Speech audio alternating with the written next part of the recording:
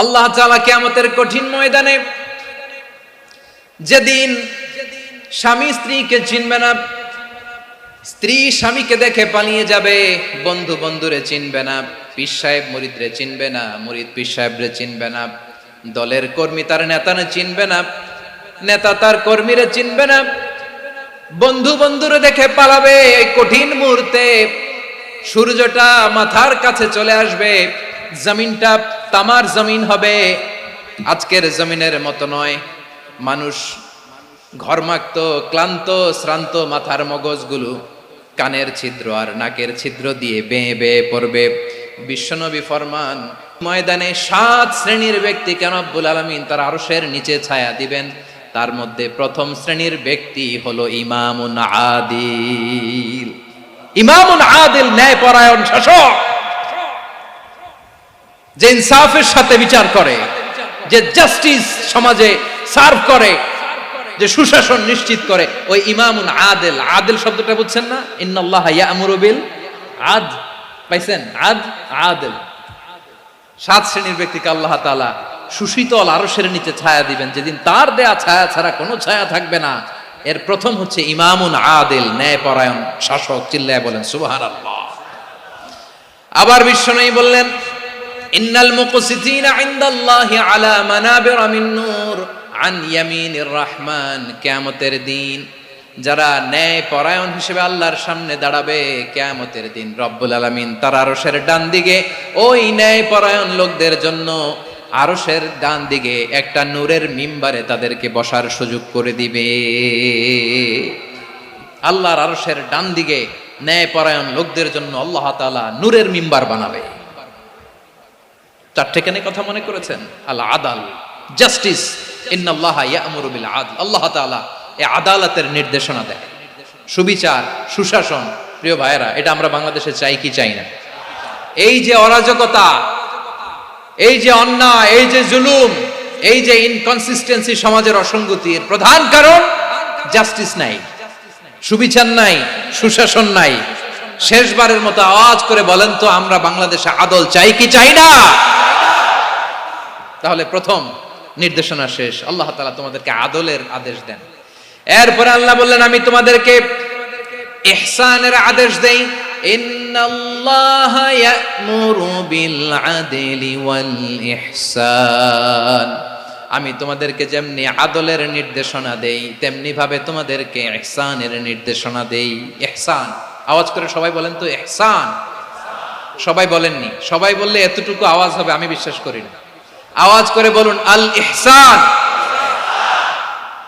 ইহসান মানে কারো প্রতি সফট হার্টেড হওয়া, মহানুভব হওয়া, অনুগ্রহ পরায়ণ হওয়া, অনুগ্রহশীল হওয়া, একে অপরের প্রতি দয়াদ্র হওয়া। একে অপরের প্রতি দয়াদ্র, অনুগ্রহশীল হওয়া ছাড়া মানবিক সমাজ কশিনকালেও গঠন করা সম্ভব না। প্রিয় ভাইয়েরা, সুন্দর আচরণ দিয়ে, ইহসান দিয়ে যা জয় করা যায়, নরম আচরণ দিয়ে যেটা অর্জন করা যায়, কঠোরতা দিয়ে সেটা পারা যায় না। বিষ্ণু ঈসা ইসলাম ইহসান দিয়ে, কোমল আচরণ দিয়ে, তার অনুগ্রহ দিয়ে তিনি অনেক কাফিরের হৃদয়কে জয় করে ফেলেছেন। সাইয়েদনা সুমামা ইবনে উসাল রাদিয়াল্লাহু তাআলা আনহুর কথা মনে পড়ে যায়। তিনি ছিলেন ইয়ামামার বাদশা। মদিনাতে বিশ্বনবীকে হত্যা করার নিয়তে এসেছিলেন। গোপনে গোপনে বিশ্বনবীকে হত্যা করে আবার ইয়ামামাতে তিনি ফিরে যাবেন। কিন্তু কি অবাক করা কাণ্ড, হত্যা করতে পারে নাই, সাহাবাদের হাতে তিনি ধরা পড়ে গেলেন। সাইয়েদনা সুমামা ইবনে উসাল রাদিয়াল্লাহু তাআলা আনহু হত্যার নিয়তে আসলেন, কিন্তু হত্যা করতে পারলেন না। সাহাবারা ওনাকে ধরে ফেললেন, ধরে মসজিদে নববীর পিলারের মধ্যে বেঁধে রাখলেন। সুমামা ইবনে উসাল, সিরাত থেকে শোনেন, সিরাত থেকে শোনাচ্ছি, রাদিয়াল্লাহু তাআলা আনহু ইয়ামামার অধিপতি ছিলেন। ইয়ামামা বিশ্বনবীকে হত্যার জন্য আসছেন, ধরা পড়ে গেছেন, এখন মসজিদে নববীতে বেঁধে রাখছে, তার মানে বন্দী। এখন স্ট্যাটাস কি? বন্দী, ক্যাপটিভ। তো বিষ্ণু ঈসা ইসলাম সাহাবাদেরকে বললেন, তার খোঁজ খবর নিও, সুমামা ইবনে উসালের খোঁজ খবর নিও। সাহাবারা বলেন, ইয়া রাসূলুল্লাহ, আপনাকে হত্যা করতে এসেছে, তার তো কঠিন ক্যাপিটাল পানিশমেন্ট হওয়া দরকার, কঠিন শাস্তি হওয়া দরকার। বিশ্বনবী বললেন, না, আমি যেটা জানি তোমরা সেটা জানো না। তোমরা সুমামার সাথে ভালো আচরণ করো, বিশ্বনবী সুমামার কাছে গেলেন। প্রথম দিন যে তিনি কালেমার দাওয়াত দিলেন, ইমানের দাওয়াত দিলেন, ইসলামের দাওয়াত দিলেন, রিসালাতের দাওয়াত দিলেন, আখিরাতের দাওয়াত দিলেন। পরের দিন যে বিশ্বনবী সালাতের দাওয়াত দিলেন, যাকাতের দাওয়াত দিলেন, ইসলাম কি, কিভাবে, কেমন করে পালন করতে হয় চমৎকার আর্টিকুলেট করতে শুরু করলেন। তন্ময় হয়ে সুমামা ইবনে উসাল রাদিয়াল্লাহু তাআলা আনহু বিশ্বনবীর কথাগুলো শুনতে আরম্ভ করলো। একদিন নয়, 2 দিন নয়, টানা 3 দিন বিশ্বনবী সুমামার কাছে ইসলামকে প্রেজেন্ট করেছেন, উপস্থাপন করেছেন। আওয়াজ করে বলেন, কয় দিন? 3 দিন। 3 দিন মসজিদে নববীতে বাধা।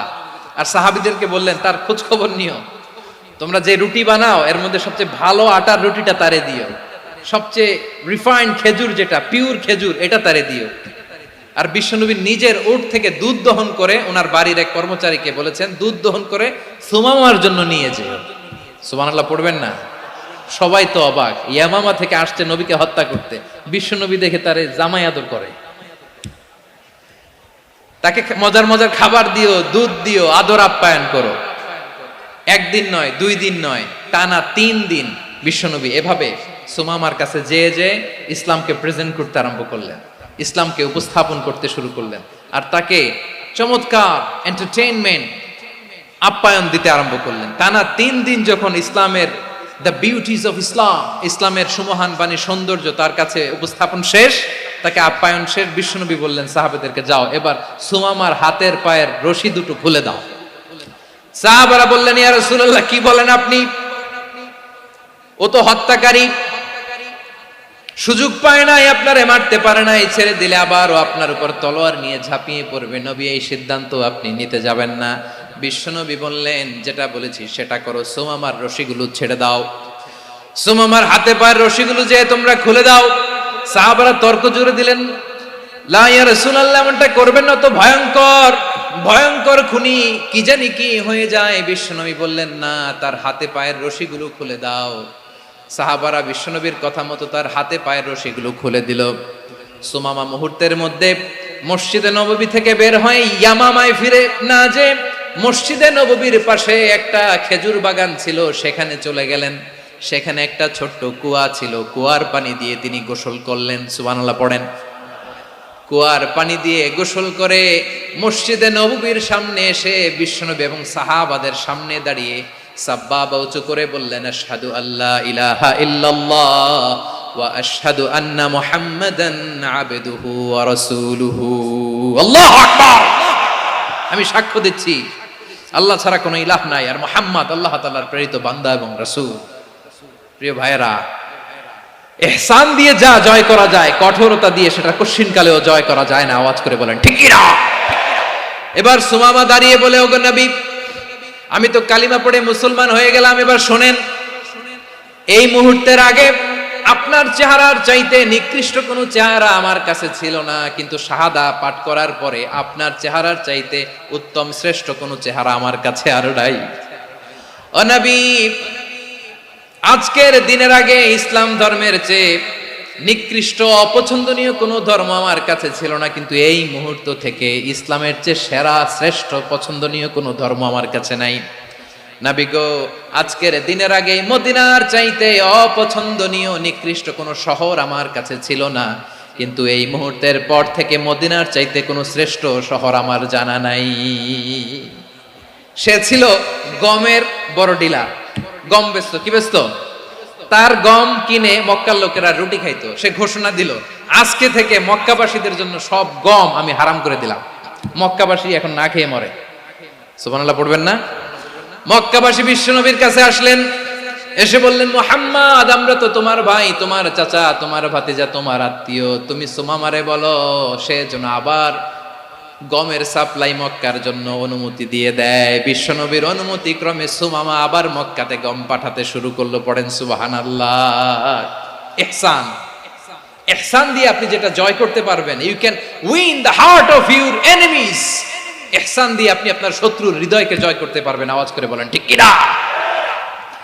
এজন্য আল্লাহ বললেন, ওয়া আনফিকু ফি সাবিলিল্লাহি ওয়ালা তুলকু বিআইদিকুম ইলাত তাহলুকা ওয়া আহসিনু ইন্নাল্লাহা ইউহিব্বুল মুহসিনিন।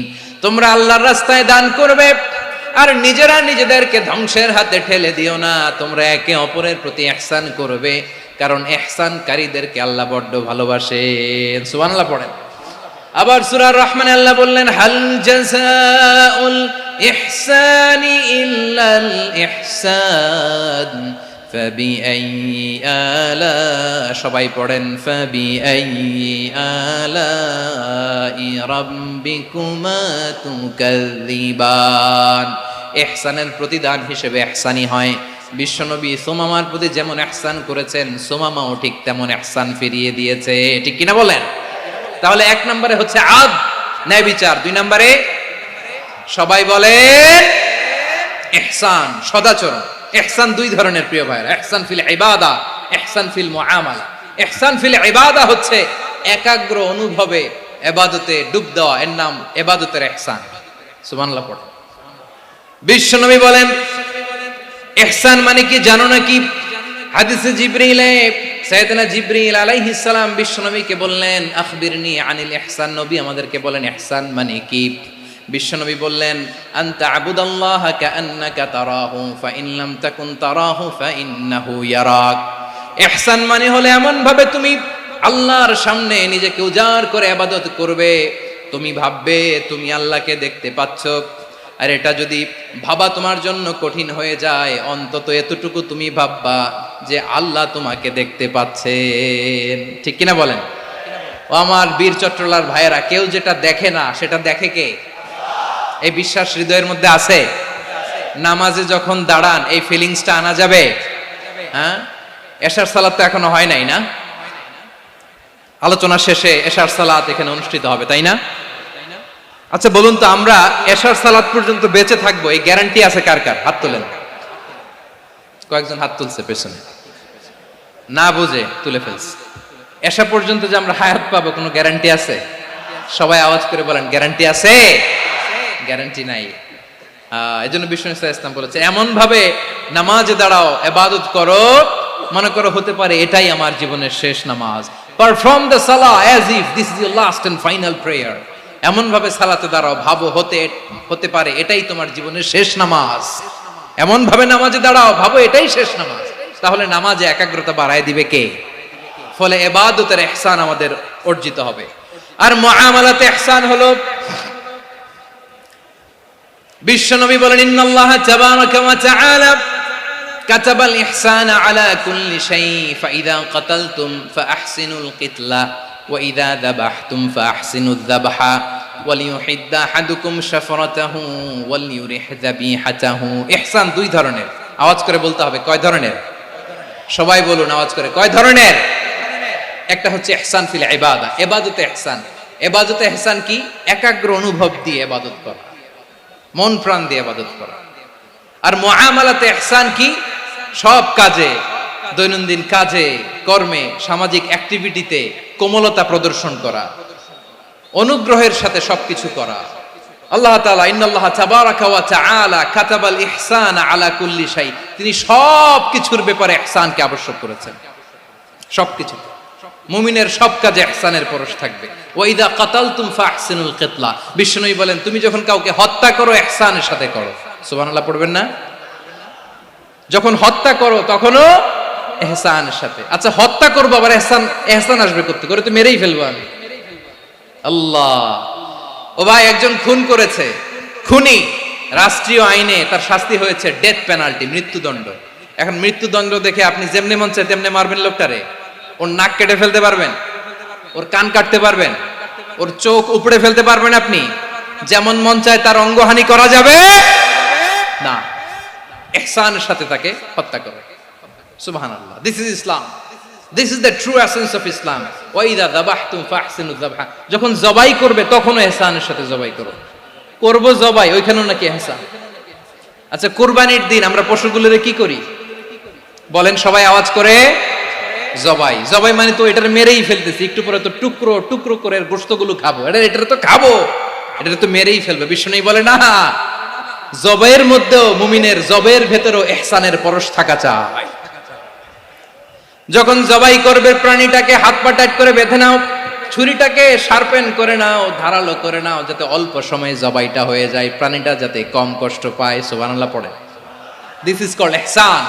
ইহসান আল্লাহ তাআলা যেমনি আদলের আদেশ করেছেন, ন্যায় বিচার জাস্টিস এনশিওর করতে বলেছেন, সমাজে ইহসানের ব্যবহার, ইহসানের অনুশীলন তিনি করতে বলেছেন। এজন্য মুমিনের প্রতিটি কাজে, আমার চট্টগ্রামের ভাইয়েরা আমার দিকে তাকান, খেয়াল করে শুনুন, মুমিন জীবনের প্রতিটি কাজে ইহসানের পরশ থাকা চাই। আমরা যেন আমাদের পরিবারের প্রতি ইহসান করি, আমরা যেন আমাদের কর্মচারীদের প্রতি ইহসান করি, আমরা যেন আমাদের কলিগদের প্রতি ইহসান করি, আমরা যেন আমাদের ভাইদের প্রতি ইহসান করি। মুমিন জীবনের প্রতি কাজে ইহসানের পরশ থাকার দরকার আছে না নাই? কথা বুঝতে পেরেছেন? তাহলে আল্লাহ তাআলার তিনটা আদেশ ছিল, কয়টা গেল? ভুলে গেছে, ভুলে গেছে চট্টগ্রাম। তিনটা আদেশের মধ্যে কয়টা বললাম? প্রথমে কি ছিল? আদল। 2 নম্বরে, 3 নম্বরে রব্বুল আলামিন বললেন ওয়া ইতাইদিল কুরবা, নিকটাত্মীয়দেরকে দান করো, নিকট আত্মীয়দেরকে দাও, যারা তোমাদের ব্লাড কানেকশনের আত্মীয় তাদেরকে তোমরা দাও। এখানে জেনারেলি বললেন দাও, কি দিব সেটা তিনি এখানে বলেন নাই, সেটা তিনি সূরাতুল ইসরার মধ্যে বলেছেন। আল্লাহ বলেন ওয়া আতিযাল কুরবা হাক্কাহ, নিকট আত্মীয়দেরকে তাদের অধিকার, তাদের প্রাপ্য তোমরা বুঝিয়ে দাও। দেখেন, একটা শান্তির সমাজ, একটা সমৃদ্ধ সমাজ, একটা মানবিক সমাজ গঠনের জন্য আল্লাহ তাআলা বেশি না, মাত্র 3টা অর্ডার, 3টা ভার্ডিক্ট তিনি জারি করেছেন। 1 নাম্বার সুশাসন, ন্যায় বিচার। 2 নাম্বার ইহসান। 3 নাম্বার নিকটাত্মীয়, যারা কাছের, তোমার ভেরি ক্লোজ রিলেশনশিপে আছে, তাদেরকে দাও। দাও, দিলে বাড়িয়ে দেয় কে? অনেকে দিতে চায় না, কৃপণতা করে। দিলে বাড়ায় দেয় কে? ও মিয়া, মদিনার মধ্যে সবচাইতে গরিব সাহাবী ছিল বেলাল রাদিয়াল্লাহু তাআলা আনহু। ওনার এন্টায়ার অ্যাসেট, সম্পদের পরিমাণ কতদূর জানেন? একটা লুঙ্গি। বেলাল রাদিয়াল্লাহু তাআলা আনহু, ওনার টোটাল ওয়েলথের এস্টিমেশন হচ্ছে মাত্র একটা লুঙ্গি। একটা লুঙ্গি, টোটাল ওয়েলথ এস্টিমেশন, টোটাল সম্পদের পরিমাণ বেলাল রাদিয়াল্লাহু তাআলা আনহুর কি ছিল? কথা বোঝে নাই বোধহয়। কি ছিল? ওই বেলাল রাদিয়াল্লাহু তাআলা আনহুকে বিষ্ণু ইসলাম বলেছেন আনফিক ইয়া বেলাল, ও বেলাল তুমিও দাও। ওয়ালা তাখশা মিন যিল আরশি ইখলালা, আরশের অধিপতির তো কোনো ঘাটতি নাই, তুমি দিলে ওই আল্লাহ তোমারে বাড়ায় দিবে। এজন্য আমার প্রিয় ভাইয়েরা, দিলে কমে না, দিলে বাড়ে। অনেকে ধরে রাখে, নতুন কিছু নিতে পারে না, হাত দিয়ে যেটা ধরে রেখেছেন এটা দিয়ে দেন, বড় একটা ধরার সুযোগ পাবেন। জোরে বলেন ঠিক কিনা? ধরেন 5 কেজি ওজনের একটা ধরে রাখছেন, এখন 10, এটা না ছাড়লে 10 কেজি ধরতে পারবেন আপনি? আচ্ছা, 10 কেজির জিনিস একটা আছে হাতে, ওইটা যদি ছেড়ে দেন তাহলেই না 15 কেজি ধরতে পারবেন। কথা বলেন ঠিক কিনা? তাহলে দিলে বাড়িয়ে দেয় কে? রব্বুল আলামিন বললেন 3 নাম্বার আদেশ হলো তোমাদের প্রতি সমাজটারে কেমন করে মানবিক সমাজ, সুন্দর সমাজ গড়বা। 3 নাম্বার আদেশ হলো ওয়া আতিদাল কুরবা হাক্কা, নিকটাত্মীয়দেরকে তাদের প্রাপ্য বুঝিয়ে দাও। এই নিকটাত্মীয়দেরকে তাদের অধিকার বুঝিয়ে দেওয়া, প্রাপ্য বুঝিয়ে দেওয়াতে আমাদের গাফলতি আছে না নাই? চট্টগ্রামে নাই? মাশাআল্লাহ আছে, আছে। অনেকে দেখবেন অনেক আল্লাহওয়ালা তাহাজ্জুদ গুজার, সেজদা দিতে দিতে কপালে কালো দাগ ফেলে দিছে, সে তার বোনের হকটা আদায় করে নাই। আছে না নাই? হ্যাঁ, এখানেও আছে। সর্বনাশ। অনেক বড় হাজী সাহেব, বিশাল লম্বা দাড়ি, ছেলেরে সব দিয়ে দিছে, মেয়েরে কিছু দেয় নাই, মেয়ের হক আদায় করে নাই। আছে না নাই? এই হাজী সাহেবেরা, এই আল্লাহওয়ালারা কিয়ামতের ময়দানে আটকে যাবে। আপনি অন্যের অধিকার নষ্ট করেছেন, তাদের রাইটস কে ভায়োলেট করেছেন। এজন্য আল্লাহ তাআলা বলেন, কারো অধিকার যদি কেউ নষ্ট করে, ওই সমাজটা মানবিক সমাজ কঠিনকালেও হতে পারে না। এজন্য 3 নম্বর আল্লাহ বললেন ওয়া ইতাইদিল কুরবা, নিকটাত্মীয়দেরকে দাও। কি দিবা? তাদের অধিকার দিয়ে দাও, বোনের অধিকার বুঝিয়ে দাও, মেয়ের অধিকার বুঝিয়ে দাও, ফুফুর অধিকার বুঝিয়ে দাও। দেখবেন অনেক মায়েরা ছেলের পাতে মুরগির রান দেয়, মেয়ের পাতে দেয় মুরগির ঠ্যাং। এরকম আছে না নাই? ছেলেরা কি দেয় মুরগির, মেয়ের পাতে কি দেয়?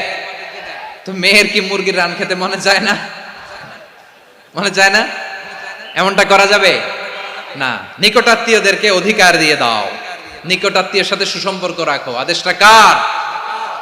এজন্য প্রিয় ভাইয়েরা, জীবনে যদি বারাকা অর্জন করতে চান, নিকটাত্মীয়দের সাথে সুসম্পর্ক রাখতে হবে, তাদের জন্য উপহার পাঠাতে হবে। বিশ্বনবী বলেন, লা ইয়াদখুলুল জান্নাতা কাতে, যে ব্যক্তি আত্মীয়তার সম্পর্ককে ছিন্ন করে দেয়, সে কশিন কালেও আল্লাহর জান্নাতে ঢুকবে না। আপনি কি এটারে সহজ হাদিস মনে করছেন? এটা সহজ কথা? আপনি ভাবছেন আপনার নামাজ আপনার বাঁচাতে পারবে, আপনার রোজা বাঁচাতে পারবে, আপনার তাহাজ্জুদ আপনারে বাঁচাতে পারবে? অধিকার নষ্ট করলে কিছুই আপনারে বাঁচাতে পারবে না। এজন্য নিকট আত্মীয়দেরকে দিতে হবে বেশি বেশি। বিশ্বনবী বলেন, ইন্না সাদাকাতা আলাল মিসকিনি সাদাকা ওয়া আলা যির রাহিমি ইসনাতান সাদাকাতুন ওয়া সিলা।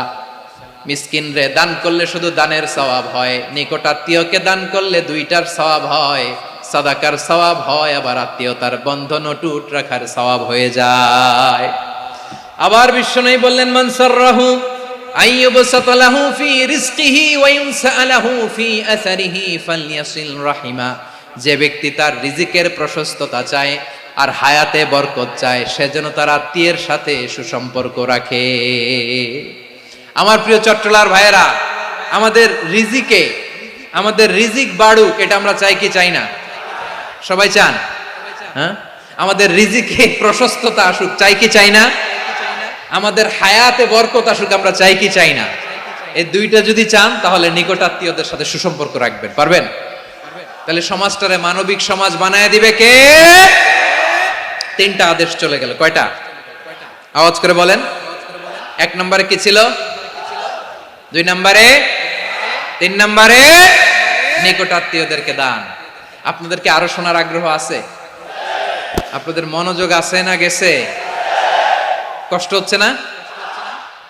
মাশাআল্লাহ, মাশাআল্লাহ। তাকবীর পড়ুন, লিল্লাহি তাকবীর।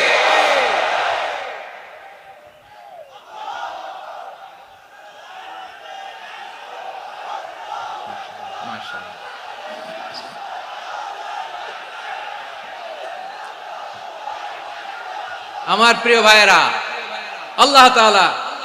আল্লাহ তাআলা তিনটা জিনিসের যেমনি আদেশ করেছেন, অনুরূপভাবে তিনটা বিষয় তিনি বারণ করেছেন, নিষেধ করেছেন। ওগুলোর কাছেও যাওয়া যাবে। শুনবেন। রাব্বুল আলামিন বলেন, ওয়ায়ানহা আনিল ফাহশাই ওয়াল মুনকারি ওয়াল বাগি। আমি যেমনি তিনটি বিষয়ে আদেশ করলাম, অনুরূপভাবে তিনটি বিষয়ে বারণ করলাম, নিষেধ করলাম। আমার 1 নাম্বার নিষেধাজ্ঞা হলো অশ্লীলতার প্রতি। ফাহশা, ওয়ায়ানহা আনিল ফাহশা। আল্লাহ তাআলা অশ্লীলতাকে নিষেধ করেছেন। কোন জিনিসকে? সবাই বলুন, কোন জিনিসকে? যত ধরনের, যত টাইপের, যত ক্যাটাগরির অশ্লীলতা হতে পারে, সব অশ্লীলতাকে হারাম করেছেন কে? ফাহশা মানে কি? কথায়, কাজে, আচরণে, কমেন্ট, ফেসবুকের কমেন্টসে যত ধরনের নোংরামো আছে, যত ধরনের অশ্লীলতা আছে, এটাকে আরবিতে বলে ফাহশা। এটাকে কি বলে? রাব্বুল আলামিন বলেন, কুল ইন্নামা হাররামা রাব্বিয়াল ফাওয়াহিশা মা যাহারা মিনহা ওয়া মা বাতান। ও নবী, আপনি বলে দেন, আমার রব প্রকাশ্য, অপ্রকাশ্য, স্পষ্ট কিংবা অস্পষ্ট, দৃশ্যমান কিংবা অদৃশ্যমান সব অশ্লীলতাকে হারাম করেছেন। সব ধরনের অশ্লীলতা হারাম, সব ধরনের। আল্লাহ তাআলা আমাদেরকে অশ্লীলতা থেকে বাঁচান, অশ্লীলতা থেকে তিনি আমাদেরকে হেফাজত করুক। পড়েন আমিন। এবার বলেন, আমাদের সমাজে অশ্লীলতা আছে না নাই? চট্টগ্রামে নাই? আমি কই নাই, ওনারা বলে আছে। দেখছেন, আমি সামহাও বাঁচায় দেওয়ার ট্রাই করতেছি, ওনারা বলে আছে। অশ্লীলতা নানা ভাবে, নানা নামে, নানা মোড়কে আমাদের সমাজে আছে না নাই? সংস্কৃতির নামে, ফ্যাশনের নামে, বিনোদনের নামে, উপন্যাসের নামে, কনসার্টের নামে অশ্লীলতা আছে না নাই? আপনি দেখেছেন কনসার্টগুলোর অবস্থা? এই যে আতিফ আসলাম যে আসছে আমাদের দেশে, তারপর কে কে আসছে, আমাদের তরুণ তরুণীরা, আমাদের যুবক যুবতীরা, আমাদের জেনজিরা, কি অবস্থা ওইখানে? হ্যাঁ, কি অবস্থা? কে বাঁচাবে ওদের? কে রক্ষা করবে ওদের ইমানের, ওদের চরিত্রের হেফাজতের গ্যারান্টি কে দিবে? কনসার্টের নামে অশ্লীলতা আছে না নাই? ছেলে মেয়ে একে অপরকে জড়ায় ধরতেছে, একে অপরকে চুমো খাচ্ছে প্রকাশ্যে, দিবালোকে, গণমানুষের সামনে। আল্লাহ তাআলা এই অশ্লীলতা থেকে আমাদেরকে বেঁচে থাকতে বলেছেন, বেঁচে থাকতে বলেছেন। রূপালী জগতের নামে অশ্লীলতা আছে না নাই? এই টার্মটা আপনারা জানেন না? রূপালী জগৎ কি জগৎ? আসলে কি রূপালী জগৎ না অন্ধকার জগৎ? আমার বোনেরা, আপনাদেরকে যে কি বলে তারা বুঝায়, রূপালী জগৎ শুনেই আপনি ভরকে যাবেন না। রূপালী জগতে যে নারী যত বেশি উলঙ্গ, সে নাকি তত বেশি সাহসী। জানেন, বলে এটা একটা সাহসী নারী, খুব সাহসী পদক্ষেপ তার। যত বেশি শরীর থেকে কাপড় নামাতে পারবে, যত বেশি বস্ত্রহীন হয়ে নিজেকে প্রেজেন্ট করতে পারবে, সে নাকি তত বেশি সাহসী। আমার চট্টলার ভাইয়েরা, শয়তানের প্রথম এজেন্ডা ছিল বনি আদমকে বস্ত্রহীন করা। সে আদম এবং হাওয়া আলাইহিস সালামকে নিষিদ্ধ গাছের ফল খাইয়ে তাদেরকে বস্ত্রহীন করেছে। এই জামিনেও সে আমাদেরকে বস্ত্রহীন করতে চাইবে। এই রূপালী জগতের নামে তারা এটা করে। আমার প্রিয় বোনেরা, আপনি জানেন না আপনার দাম কত? ওরা আপনাদেরকে বিজ্ঞাপনের সস্তা পণ্য বানাতে চায়। ওরা আপনাদেরকে ওদের ভোগের লিপসার টুলস বানাতে চায়। ওরা আপনাদেরকে দিয়ে ওদের খায়েশ পূরণ করতে চায়। এটা আপনাদের জন্য মোটেও ডিগনিটি নয়, এটা আপনাদের জন্য সম্মান নয়। আপনার সম্মান শালীনতায়, আপনার সম্মান হেজাবে, আপনার সম্মান ভদ্রতায়, আপনার সম্মান আপনার ডিসেন্ট পোশাকে। পোশাক বলে দেয় এই নারীটা ভদ্র না অভদ্র। পোশাক বলে দেয় এই মেয়েটা কোন ঘরের মেয়ে। আওয়াজ করে বলেন ঠিক কিনা? আপনি জানেন না, আপনারা সস্তা পণ্য বানায়, ভোগের পণ্য, বিলবোর্ডে আপনাকে উলঙ্গ করে উপস্থাপন করে। এই অশ্লীলতার সাথে ইসলামের কোনো সম্পর্ক। এজন্য আল্লাহ বলেন, আমি অশ্লীলতাকে হারাম করেছি। অশ্লীলতাকে হারাম করার প্রথম কারণ হলো এর মাধ্যমে মানবতাকে অপমানিত করা হয়। কারণ মানুষের সম্মান মানুষের পোশাকে। মানুষ যখন পোশাকহীন হয়ে যায়, বস্ত্রহীন হয়ে যায়, তার সম্মান কমে যায়। ঠিক কিনা? অশ্লীলতাকে হারাম করার প্রথম কারণ হচ্ছে মানুষ মানুষকে অপমান করে। একটা নারী, সে তো সম্মানিত, নারী যে কত সম্মানিত নারীরা এটা বুঝেই নাই।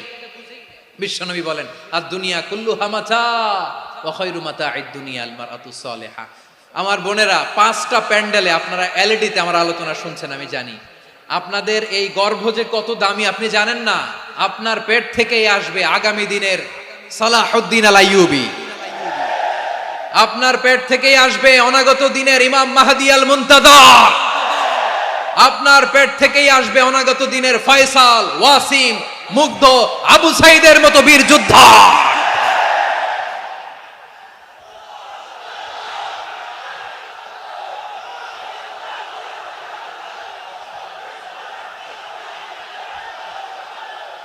আমার প্রিয় বোনেরা, আমার প্রিয় বোনেরা, বিশ্বনবীর কথার ওজন খেয়াল করেন। আর দুনিয়া কুল্লুহা মাতা ওয়া খায়রু মাতা'আদ দুনিয়াল মারআতুস সালিহা। দুনিয়ার সবকিছুই অ্যাসেট, এর মধ্যে সবচেয়ে দামি অ্যাসেট নেককার নারী। আপনার গর্ভ যে কত দামি আপনি জানেন না। নিজের সময়টাকে কাজে লাগান, কোরআন পড়েন, সুন্নাহ পড়েন। আপনার অনেক দায়িত্ব ঘরে। You are the MD of your family. একটা family it's a very big institution. পরিবার একটা অনেক বড় প্রতিষ্ঠান। and you are the MD of your institution. আপনি এই পরিবারের MD, managing director of your family. এখানে আপনার কত দায়িত্ব। আপনি ছেলে মেয়েদেরকে তারবিয়া করবেন, আপনি আপনার স্বামীর জন্য ঘরটার জান্নাতের নীর বানাবেন, আপনার জন্য জান্নাতের ডুপ্লেক্স বাড়ি ওইখানে তৈরি করে রাখবে কে? আপনি যে কত দামি আপনি জানেন না। নারীদেরকে আল্লাহ বানিয়েছেন উচ্চতর করে, নিম্নতর নয়। নারীদেরকে ছোট্ট জিনিস দিলে এটারে বড় করে দেয়। নারীদেরকে ভ্রূণ দিলে, শুক্রাণু দিলে নারী এটারে বাচ্চা বাচ্চা হিসেবে উপহার দেয়, ঠিক কিনা? বিয়ের মাধ্যমে স্বামী যখন তার শুক্রাণু তার স্ত্রীকে উপহার দেয়, স্ত্রী রিটার্নে কি উপহার দেয়? ফুল ফর্ম বেবি, মানব সন্তান। দেখছেন, আপনি দিলেন একটু, উনি দিছে বিশাল। আপনি যদি নারীকে বাজার এনে দেন, নারী এটাকে সুস্বাদু খাবারে রূপান্তর করে দেয়। আপনি তাকে একটা মুচকি হাসি দিয়ে দেন, সে তার কলিজা দিয়ে দেয়। কিন্তু যদি আপনি তার মনে কষ্ট দেন, সে আপনার জীবনকে জাহান্নাম বানায়া দেয়।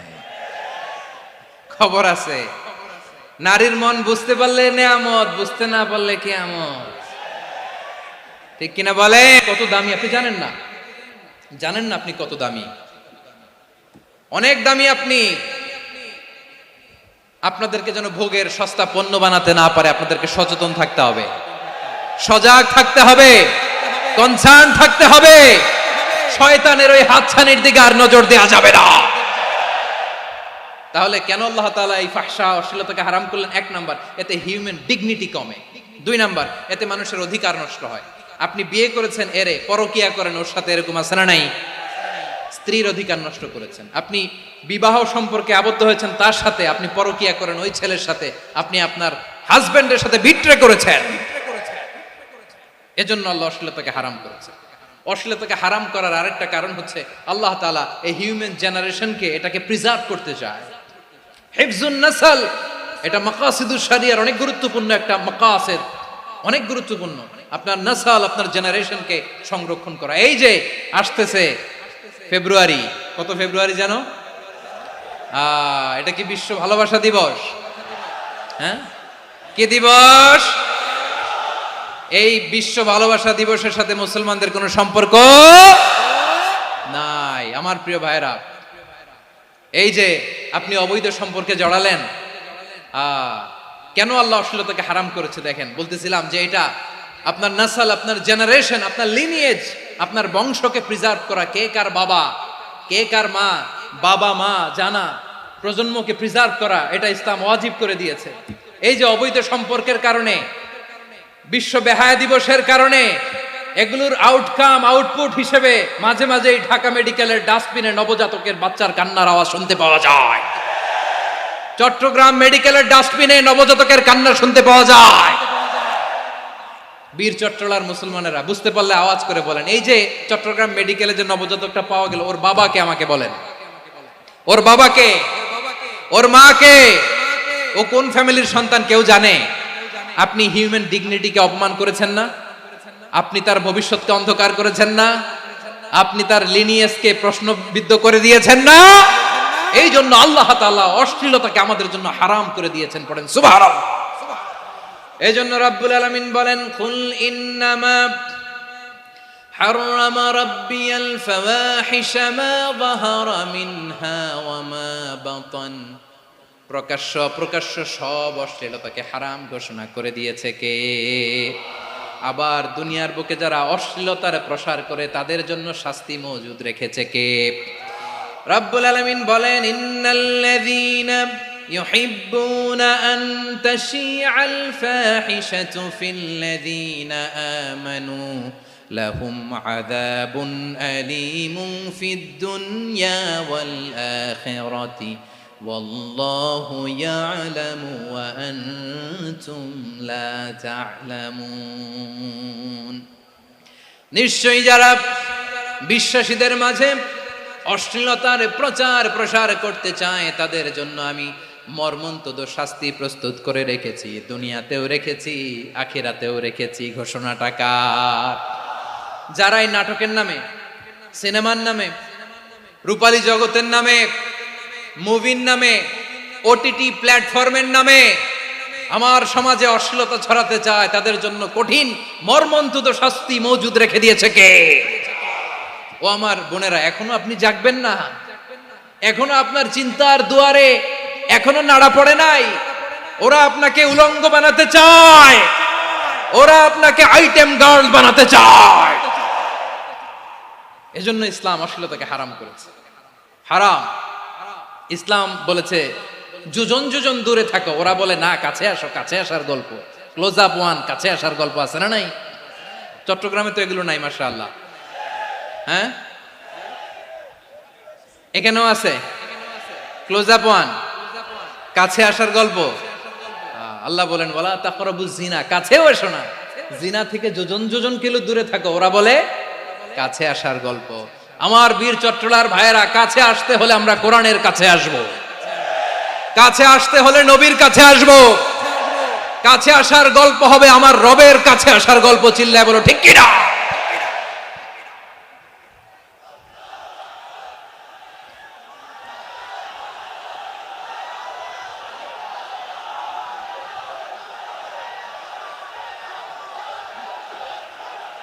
বসুন বসুন আমার ভাইয়েরা। তাহলে অশ্লীলতার সাথে আমাদের কোনো সম্পর্ক? সবাই বলতে পারেননি, আওয়াজ করে বলুন, অশ্লীলতার সাথে আমাদের কোনো সম্পর্ক? আমরা এই সমস্ত ক্লোজ আপ ওয়ান, কাছে আসার গল্পের প্রোগ্রামে যাব? আমরা কোন ধরনের অশ্লীল কন্টেন্ট সোশ্যাল মিডিয়ায়, টিভিতে দেখব?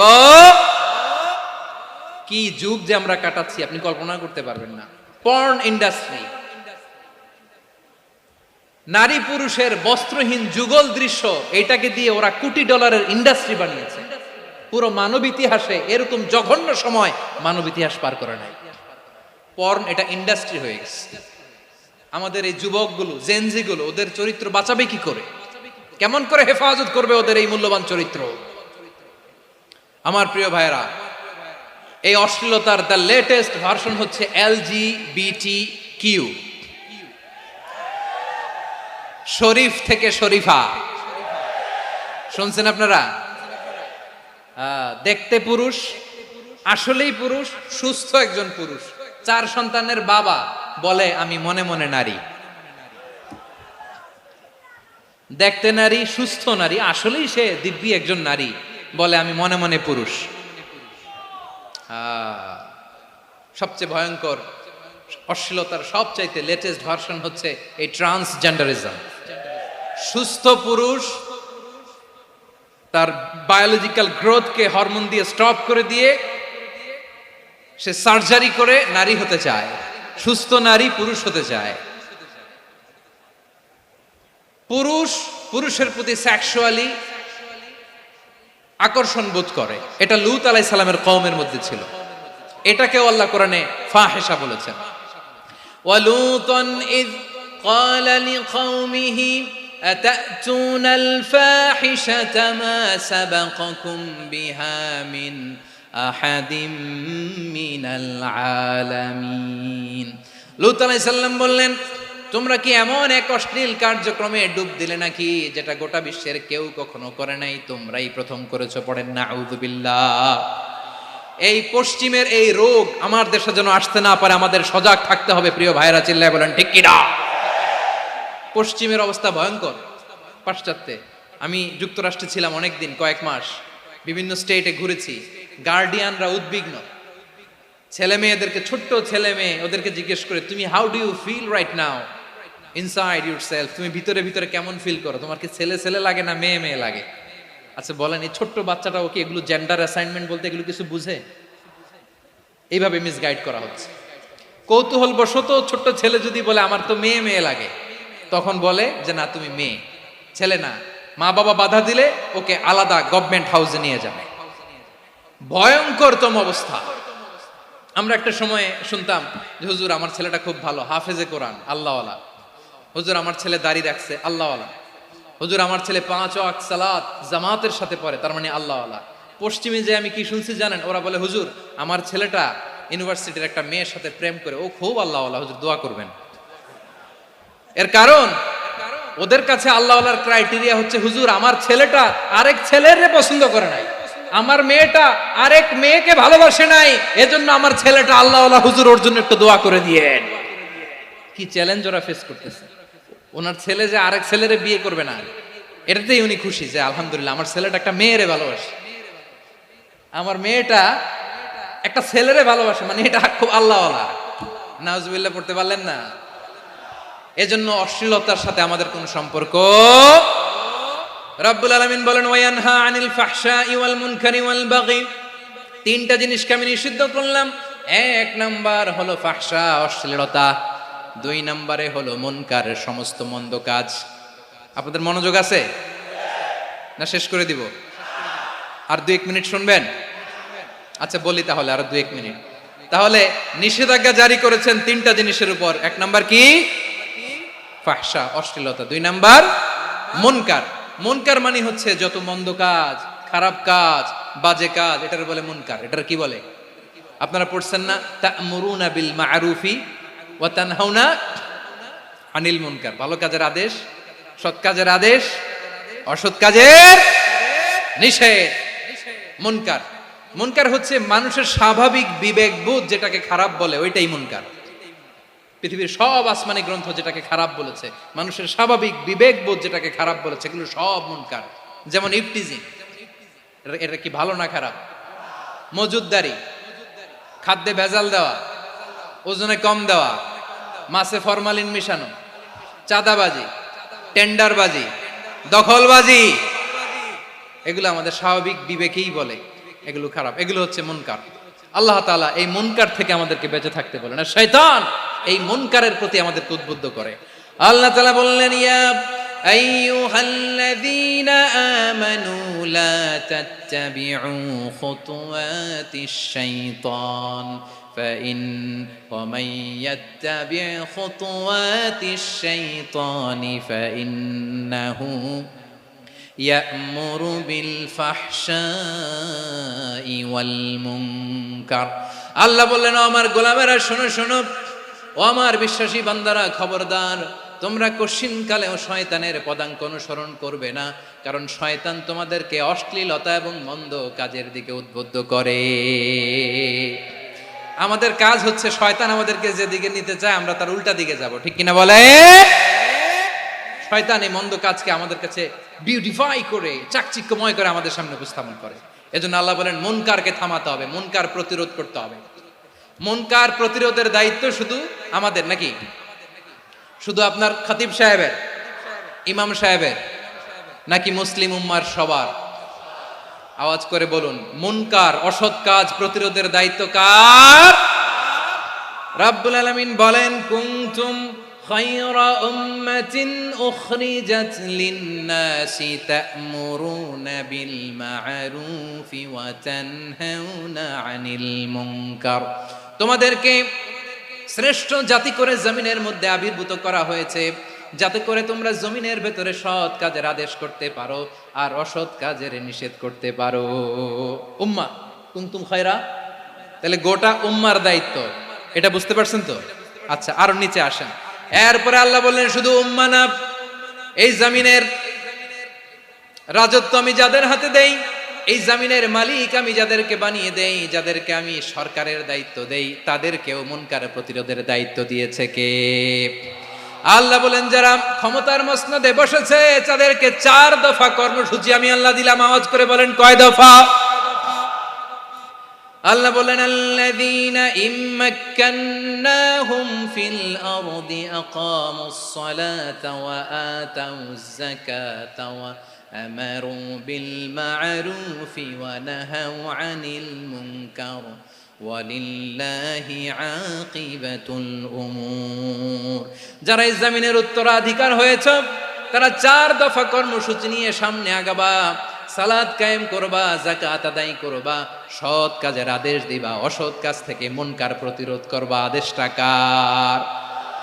আমার প্রিয় চট্টলার ভাইরা, পুরো উম্মার দায়িত্ব মুনকার প্রতিরোধ করা, সরকার প্রধানের দায়িত্ব মুনকার প্রতিরোধ করা। এরপর আল্লাহ বলেন, প্রতিটা ফ্যামিলির যিনি প্রধান সিইও বাবা, প্রত্যেক বাবারও দায়িত্ব এই মুনকার প্রতিরোধ করা। আওয়াজ করে বলেন ঠিক কিনা? যেমনটি সাইয়েদনা লুকমান আলাইহিস সালাম ওনার কলিজার টুকরা সন্তানকে আদেশ করেছেন, ইয়া বুনাইয়া আকিমিস সালাতা ওয়া'মুর বিল মা'রুফি ওয়ানহা আনিল মুনকার। পড়েন সুবহানাল্লাহ। বাবা ছেলেকে সবক দিচ্ছে। কে সবক দিচ্ছে? কাকে? লুকমান আলাইহিস সালাম ছেলেকে বলতেছে, ওরে আমার কলিজার টুকরা সন্তান, ওরে আমার বাছা, নামাজ কায়েম করবা, সৎ কাজের আদেশ দিবা, আর মুনকার প্রতিরোধ করবা, অসৎ কাজ, সমাজ থেকে খারাপ কাজকে ঝেঁটে বিদায় করে দিবা। তাহলে দেখেন আমি স্টেপ বাই স্টেপ নামলাম। পুরা উম্মার দায়িত্ব, জমিনের উত্তরাধিকারী আল্লাহ যাদেরকে বানিয়েছেন সরকার, তাদের দায়িত্ব, প্রতিটি ফ্যামিলির প্রধানের দায়িত্ব, এরপরে বিশ্বনবী বলেন সচেতন প্রতিটি মুসলিমের দায়িত্ব সমাজ থেকে মুনকারকে উৎখাত করা।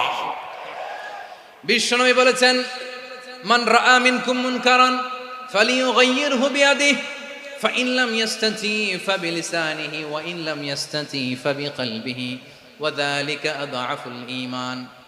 সমাজে যে মুনকার দেখবে, খারাপ কাজ দেখবে, সে যেন হাত দিয়ে সেটাকে থামায়। কি দিয়ে? আপনাদের তো হাত নাই না? হাত আছে, হাত আছে। ওরা যেই হাত দিয়ে অন্যায় করে ওইটা প্রতিরোধের জন্য আমাদেরও হাত আছে না নাই? থামাতে হবে, থামাতে হবে।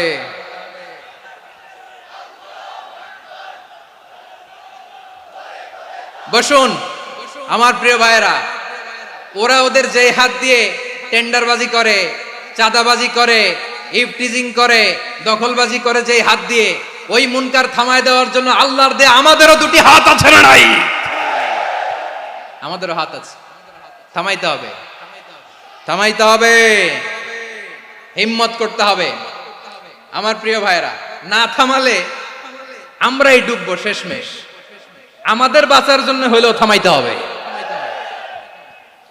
রব্বুল আলামিন বলেন ওয়াত্তাকু ফিতনাতাল লা তুসিবান্নাল্লাযীনা যালামু মিনকুম খাসসা। ও আমার গোলামেরা, ওই আযাবকে ভয় করো যে আযাব যখন আমি জমিনের বুকে পাঠাই শুধু জালেমদেরকেই মারি না, আলেমদেরকেও মারি। আযাব যখন আসে তখন শুধু জালিমই মরে না, আলেমও মরে। জানেন মুসা আলাইহিস সালামের পায়ে একবার একটা লাল পোকা কামড় দিয়েছে, লাল পিঁপড়া। লাল পিঁপড়া কামড় দিলে খুব আরাম লাগে না? কি লাগে? হ্যাঁ, জ্বলে না? লাল একটা পিঁপড়া কামড় দিছে, তো উনি রেগে মেগে পাশি দেখে লাল পিঁপড়ার বাসা, পা দিয়ে ডলে মুছে সবগুলো পিঁপড়া মেরে ফেলছে। এই ঘটনাটা আল্লাহ ঘটিয়েছেন। এজন্য মুসা আলাইহিস সালাম ছিলেন কালিমুল্লাহ, সরাসরি আল্লাহর সাথে কথা বলতেন। তিনি আল্লাহকে জিজ্ঞেস করেছিলেন, আল্লাহ তুমি যখন কোনো জনপদে আযাব পাঠাও, শাস্তি দাও, ওখানকার শুধু জালেমরাই তো মরে না, ভালো মানুষগুলাও মরে, তো আযাব দিবা মুশরিকদের উপর দিবা, অবাধ্যদের উপর দিবা, ভালো মানুষগুলারে মারো কেন? আল্লাহ বললেন, মুসা তোমার যে কামড় দিছিল পায়ের মধ্যে পিঁপড়া, কয়টা পিঁপড়া? জোরে বলেন। একটা পিঁপড়া, তো সবগুলারে মারলা কেন? রেগে মেগে পুরো পিঁপড়ার বাসা ভেঙে ম্যাসাকার করলা কেন? এই মুসা, আমি যখন অ্যাকশনে যাই, আমি যখন শাস্তি দেই, তখন এত বাস বিচার করা হয় না, বাস বিচার করা যায় না। যখন অ্যাকশনে যাওয়া হয় ওইটা ডাইরেক্ট অ্যাকশন হয়ে যায়। চিল্লায় বলো ঠিক কি না? এজন্য আমাদের বাঁচার জন্য হলে ওই পাপ থামাতে হবে, এই শয়তানের অট্টহাসি থামাতে হবে, অন্যায় অপরাধ সমাজ থেকে আমাদের থামাতে হবে। কারণ আযাব আসলে ওরাও মরবে, আমরাও মরব। একটা জাহাজ 2 তলা, আপনি আছেন 2য় তলায়, শুনতেছেন? শুনতেছেন? জাহাজ কয় তলা? আপনি কোন তলায়? 2য় তলায়। নিচের তলার কিছু লোক জাহাজের তলা ছিদ্র করতে আরম্ভ করছে। কি ছিদ্র করতেছে? আচ্ছা, জাহাজের তলা ছিদ্র করলে তলা দিয়ে কি ঢুকে? এখন আপনি যদি বলেন আমার কি, আমি তো 2 তলায়, আমার কি, আমি তো সেফ, আমি তো সেফ জোন, আমি তো ভালো আছি, আমি তো ভালো আছি, ওরা ছিদ্র করে ওরা মরবে। আসলে কি শুধু ওরা মরবে, নাকি তলা ফুটো হলে ভিতরে পানি ঢুকলে আপনারও শরীর সমাধি হবে? তলা দিয়ে যখন পানি ঢুকবে, জাহাজ ঢুকলে আপনিও মরবেন। এজন্য নিজে মরার আগে ওই পাগলগুলোর নিচতলায় যে থামাতে হবে। চিল্লায় বলেন ঠিক কি না? এজন্য আল্লাহ বললেন মুনকার প্রতিরোধের দায়িত্ব সমাজের টপ টু বটম সবার, পুরো উম্মার দায়িত্ব, সরকার প্রধানের দায়িত্ব, প্রতিটি ফ্যামিলির প্রধান বাবার দায়িত্ব। বিশ্বনবী বললেন প্রতিটি সচেতন মুসলিমের দায়িত্ব। এজন্য মুনকার প্রতিরোধ করার দরকার আছে না নাই? সমাজে এই যে ইফটিজিং হয়, আপনার বোনের বয়সী একটা মেয়েকে কিছু বখাটে টিটকারি করে, এই বলে সেই বলে, নোংরা কথা বলে, রাস্তায় দেখেও আপনি পাশ দিয়ে না দেখার মতো চলে যান কেন? আপনি দাঁড়ান না কেন? আপনি দাঁড়ালেই তো থেমে যাবে, কারণ সত্যের যে শক্তি তার সামনে মিথ্যা মুখ থুবড়ে পড়ে। আপনার সামনেও কিছুই না, নাথিং। আপনি দাঁড়ান, ওকে প্রশ্ন করেন যে আমার বোনকে তুমি ডিস্টার্ব করো কেন? আপনাকে দেখে আরো 5 জন দাঁড়াবে, 5 জনকে দেখে আরো 10 জন দাঁড়াবে। আমাদের নীরবতা আর আমাদের নিশ্চুপ থাকাই জালিমদেরকে আরো শক্তিশালী জালিম বানিয়েছে। এজন্য মুনকার প্রতিরোধের দায়িত্ব আমাদের সবার। টেন্ডারবাজি, চাঁদাবাজি, দুর্নীতি, অপরাধ, দখলদারিত্ব, মজুদদারি, এগুলো সব কিছু একসাথে প্রতিরোধ করতে হবে, ঠিক কিনা বলেন?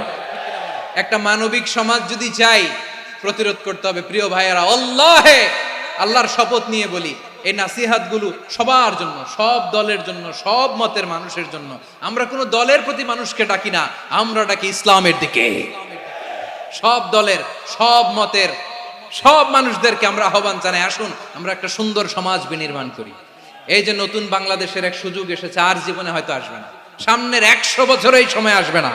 আসুন দেশটাকে আমরা সাজাই, আসুন আমরা দুর্নীতি বন্ধ করি, আসুন আমরা চাঁদাবাজি বন্ধ করি, আসুন আমরা দখলদারিত্ব বন্ধ করি, আসুন আমরা এক দল আরেক দলকে নিশ্চিহ্ন করার যে রাজনীতি, এটা বন্ধ করি। সব দলের প্রতি আমার আহ্বান। আমি কিছুদিন আগে একটা নিউজ দেখলাম, ওই যে লন্ডনে বসে জনাব তারেক রহমান সাহেবকে আমি ধন্যবাদ দিতে চাই। উনি সংবাদ শোনা মাত্রই ওনার দলের অনেক চাঁদাবাজকে উনি বহিষ্কার করেছে। I do appreciate. প্রতিটি দলের এরকম ইনিশিয়েটিভ নেওয়ার দরকার আছে না নাই? যে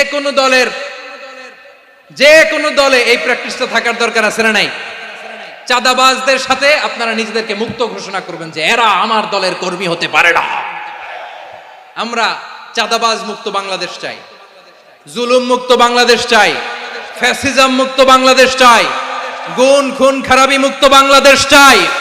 আমরা নতুন ভোরের বাংলাদেশ চাই।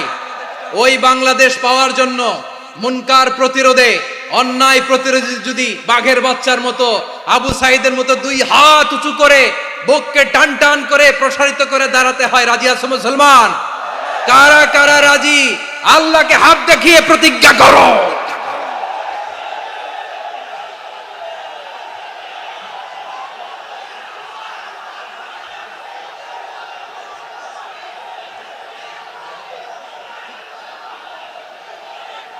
আমার প্রিয় ভাইয়েরা, বসুন বসুন আমার ভাইয়েরা।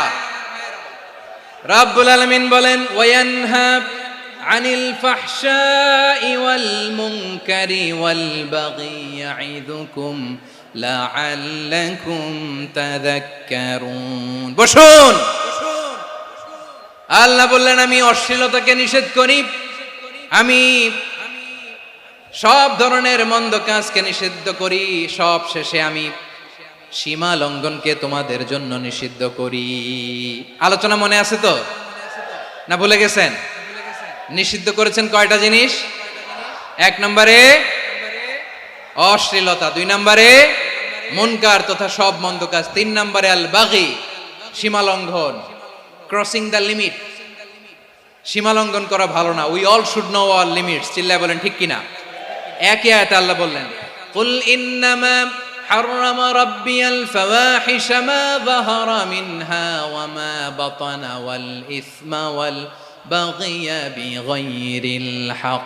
অন্যায় ভাবে যে অবাধ্য হয়, যে সীমা লঙ্ঘন করে, তাদেরকেও আমি এটা হারাম করে দিলাম। সীমা লঙ্ঘন করা হারাম, সীমা লঙ্ঘন করা হারাম। আল্লাহ বারবার বারবার আমাদেরকে ওয়ার্নিং দেয়। যখন আমরা থামি না তখন আল্লাহ ধরে, আর যখন ধরে তখন ছাড়ে না। ধরে ধরে ধরে না, ধরলে আল্লাহ।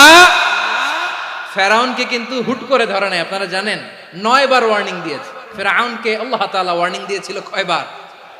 বীর চট্টলার বীর সেনানীরা আওয়াজ করে বলেন, ফেরাউনকে ধরার আগে ওয়ার্নিং দেওয়া হয়েছিল কয়টা? রাব্বুল আলামিন বলেন, ওয়ালাকাদ আতাইনা মূসা 9 আয়াতিন বাইয়িনাত। 9টা মুআজিজা দেখিয়েছি। 1 2 3 বারবার এইভাবে রিমাইন্ডার, ওইভাবে রিমাইন্ডার, এইভাবে নসিহাত, ওইভাবে দাওয়া। ফাকুলা লাহু কাওলান লাইয়িনা, নরম করে বলো, সফট করে বলো, যত ওয়ে হতে পারে দাওয়া মেথডোলজি। মূসা আলাইহিস সালামের সব অ্যাপ্লাই শেষ। 10ম বারে যে আল্লাহ ধরছে, 10ম বারে যে ধরেছে। এজন্য আল্লাহ বলেন, আমি সীমা লঙ্ঘনকে পছন্দ করি না। কোরআনের অন্য আয়াতে বাগীকে বলা হয়েছে আল ইতিদা। সীমা লঙ্ঘন যারা করে তাদেরকে আল্লাহ বলেছেন মুতাদিন। وقاتلوا في سبيل الله الذين يقاتلونكم ولا تعتدوا إن الله لا يحب المعتدين। আমি সীমা লঙ্ঘনকারীদেরকে কোশ্চিনকালেও পছন্দ করি না। আমরা যেন সীমা লঙ্ঘন না করি, রাজি আছেন তো? যে কোনো ক্ষেত্রে ইবাদতে যেন সীমা লঙ্ঘন না করি। অনেকে আমরা ইবাদতে সীমা লঙ্ঘন করে ফেলি। বিশ্বনবী সাল্লাল্লাহু আলাইহি ওয়াসাল্লাম যেটা শিখিয়েছেন এর বাইরে যে অতিরিক্ত বুজুর্গ হতে চায় এরকম আছে না নাই?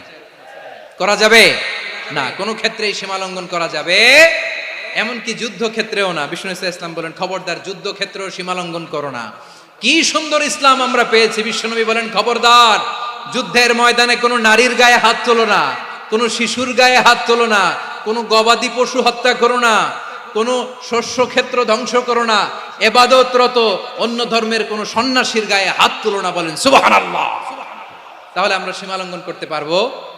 প্রিয় ভাইরা, একটা সুখী সমৃদ্ধ শান্তির সমাজ, মানবিক সমাজ যদি আমরা গঠন করতে চাই, আমাদের আল্লাহর দেয়া কয়টা আদেশ মানতে হবে বলেন দেখি? সবাই বলেন কয়টা? আর বেঁচে থাকতে হবে কয়টা জিনিস থেকে? আওয়াজ করে বলেন কয়টা? আচ্ছা, আদেশ নাম্বার 1 কি ছিল বলেন? আল্লাহর আদেশ কি? 1 নাম্বার আদাল, ন্যায়পরায়ণতা। আমরা সুবিচার, সুশাসন, ন্যায় বিচার চাই কি চাই না? 2 নম্বরে কি ছিল? মাশাআল্লাহ, আওয়াজ করে বলেন 2 নম্বরে কি ছিল? ইহসান। আমরা যেন সবার প্রতি দয়া পরবশ হই, ইহসান করি। 3 নম্বরে কি ছিল? নিকটাত্মীয়দের দান করা, তাদের অধিকার প্রাপ্য বুঝিয়ে দেওয়া। পাশাপাশি 3টা জিনিস থেকে আল্লাহ বারণ করেছেন, নিষেধ করেছেন। তার প্রথমটা ফাহশা, অশ্লীলতা। অশ্লীলতার সাথে আমাদের কোনো সম্পর্ক। আজকের এই ঐতিহাসিক চট্টগ্রামের প্যারেড ময়দান থেকে আমরা যত ধরনের মা যাহারা মিনহা মা বাতান, প্রকাশ্য অপ্রকাশ্য, দৃশ্যমান অদৃশ্যমান, সব অশ্লীলতা থেকে নিজেদেরকে মুক্ত ঘোষণা করলাম। অশ্লীলতাকে আমরা না বলে দিলাম। আওয়াজ করে সবাই বলুন নো। অশ্লীলতার সাথে আমাদের কোনো সম্পর্ক। 2 নম্বর নিষেধাজ্ঞা কি ছিল? আল মুনকার, সমাজের যত মন্দ কাজ এগুলোকে আমরা প্রতিরোধ করব। রাজি আছেন তো সবাই? 3 নম্বরে আল বাগি, সীমালঙ্ঘন। কোন মুসলিম সীমালঙ্ঘন করে না, এমনকি যুদ্ধ ক্ষেত্রেও না। আওয়াজ করে বলেন ঠিক কি না? রব্বুল আলামিন শেষে বললেন ইয়াইদুকুম লাআল্লাকুম তাযাক্কারুন। আল্লাহ তোমাদেরকে উপদেশ দেন যাতে তোমরা শিক্ষা গ্রহণ করো। আমরা উপদেশ দিব, আমরা জোর করে কাউরে কিছু মানাতে চাই না। লা ইকরাহা ফিদ্দিন ওয়া যাক্কির ফা ইন্না যিকরা তানফাউল মুমিনিন। উপদেশ দিলে এটা মুমিনদের কাজে দেয়। লাস্তা আলাইহিম বিমুসাইতির ইন্নামা আনতা মুযাক্কির। নবী হে, আপনি রিমাইন্ডার দাতা, আপনি উপদেশ দিবেন। আমরাও বিশ্বনবীর এই হাদিসগুলো থেকে, কোরআনের আয়াত থেকে রিমাইন্ডার, এই কথামালা, বাণী বাহক হিসেবে এই বাণীগুলো আপনাদের সাথে কাছে পৌঁছে দিলাম। আমরা আল্লাহ তাআলার কাছে প্রার্থনা করি, আল্লাহ আমরা যেন আদল দিয়ে আমাদের সমাজকে গঠন করতে পারি। আল্লাহ আমরা যেন ইহসান করতে পারি, আমরা যেন নিকটাত্মীয়দের দান করতে পারি। আল্লাহ যত ধরনের অশ্লীলতা, অনাচার, মন্দ কাজ, সীমালঙ্ঘন, অবাধ্যতা থেকে যেন আমরা বেঁচে থাকতে পারি। আল্লাহ তাআলা আমাদের সবাইকে কথাগুলো বোঝার ও আমল করার তৌফিক দান করুক। হাযা মা ইনদি ওয়াল ইলমু ইনদাল্লাহ আলাইহি তাওয়াক্কালতু ওয়া ইলাইহি উনীব। প্রিয় ভাইরা, আমি আপনাদের সবার জন্য দোয়া করি, আপনারাও আমার জন্য দোয়া রাখবেন। আমাদের পাশেই আছেন আমাদের সকলের শ্রদ্ধাভাজন, আমাদের মুরব্বী আওলাদে রাসূল আনোয়ার হোসেন তাহের জাবির আল মাদানী হাফিজাহুল্লাহু ওয়া রাআ। সবাই বসুন। উঠবেন না? কেউ উঠবেন না? উঠলেন কেন? উঠলেন কেন? প্যারেড ময়দানের প্রোগ্রাম তো এরকম হইতে পারবে না। বসুন। এটা আল্লামা সাঈদীর স্মৃতি বিজড়িত মাহফিল। বসুন, বসুন। এই মাহফিলের আদব আছে। বসুন, বসুন। সুশৃঙ্খল ভাবে আমরা আখিরি মোনাজাতে অংশগ্রহণ করব।